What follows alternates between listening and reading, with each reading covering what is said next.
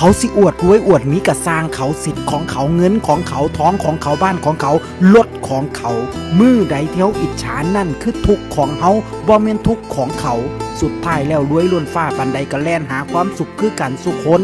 ต่อให้เป็นสุขราคาแพงหรือสุขราคาถูกมันก็เป็นความสุขคือกันความสุขบ่ได้เกิดอยู่กับคนอื่นมันเกิดอยู่ในใจเฮาสุขที่มันบ่เคยซ้ำกันมักกันคนละอย่างต่างกันคนละแบบคนรวยสุขกับการใช้เงินตามทางของเขาคนจนสุขอยู่ตามต้นทุนต่อให้ยากดีมีจนก็สุขได้คือกันเงินมันแยกชนชั้นฐานะทางสังคมได้อยู่แต่มันบ่สามารถซื้อความสุขได้สู่เรื่องดอกบ่เจ็บบ่ป่วยพอมีพอกินสุขตามวิถีก็ดีปานใดแล้ว